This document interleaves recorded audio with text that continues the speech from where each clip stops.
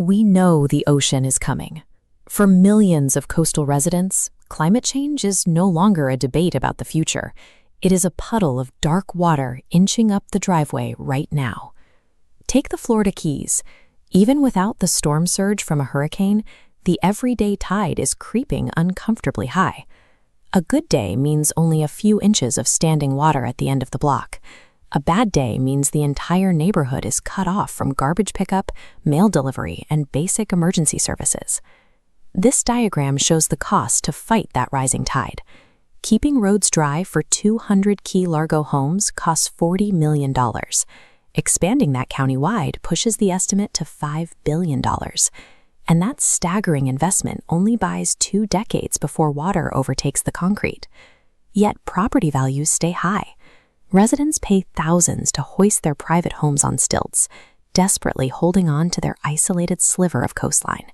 You become trapped by sunk capital. When society sinks billions of dollars into defending a specific geography, walking away feels impossible. So we continue to write massive checks, believing we can endlessly engineer our way out of a changing climate using physical hardware. Across the Atlantic, the coastal village of Fairborn in Wales is proving exactly how that strategy ends. Relying on hardware means fighting a daily, endless battle against the brute force of gravity and the ocean. 10 years ago, the local council did the math. Keeping the 700 residents of Fairborn dry was going to cost an unsustainable $70 million. So they made a completely brutal, pragmatic decision. They announced that after 2054, the town will simply stop being protected. There was no discussion of compensation or relocation. Property values plummeted overnight. People lost their life savings, left holding stranded assets in a town that had effectively been handed a death sentence. When you depend completely on an expensive concrete wall to survive, you are safe right up until the exact moment the government decides the bill is too high. Then the collapse is total. If you want to see a vastly different survival strategy, look at Bangladesh. The country is pummeled by cyclones, rising seas, and coastal erosion. But rather than throwing billions of dollars at the ocean, they have focused entirely on how they respond to it. They bake multi-purpose resilience into their physical spaces. This building operates as a normal government school for most of the year, but when a cyclone hits, it converts into a highly organized shelter. Livestock are secured on the bottom floors, and the entire surrounding community packs into the classrooms above. When disaster strikes, nobody acts alone. The response is highly organized and fiercely communal. Rich or poor, the entire community mobilizes to move people to safety and immediately repair the damage as one unit once the water recedes. Their entire baseline is built on the understanding that individual survival is tied directly to the group. You do not consider yourself safe until the absolute last person in your village is safely inside. It is human software.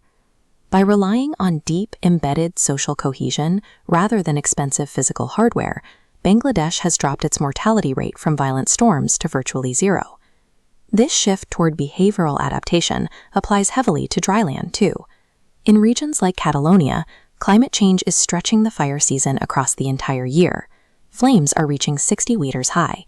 You cannot physically send human crews to fight a wall of heat that big, so they are changing their approach to the landscape itself. Fire services are paying farmers to deploy fire flocks.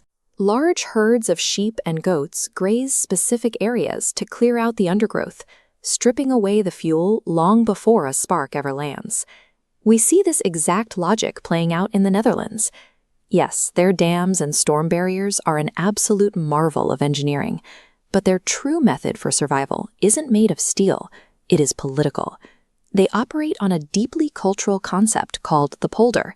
It means sitting down and hammering out an agreement for the common good, even if it requires intense personal sacrifice. To protect highly populated cities from overflowing rivers, the Dutch used that very consensus to make an incredibly painful choice. The government intentionally tore out their own dikes, flooding roughly 4,500 hectares of active farmland to give the river space to spill over safely. Real resilience requires long-term compromise. It means intentionally yielding space back to nature instead of stubbornly fighting it to the bitter end. But the stakes of this adaptation race go far beyond flooded roads and elevated coastal homes. Millions of people in sub-Saharan Africa are facing an environment that is becoming incredibly hostile to growing food. In places like Malawi, the recovery period between extreme droughts and severe floods is shrinking rapidly. Farmers there are adapting farm by farm. They are abandoning their reliance on a single vulnerable harvest of maize, diversifying into a dozen different crops, and installing highly effective small-scale irrigation pumps to capture and use rainwater year-round. This map visualizes the geopolitical reality.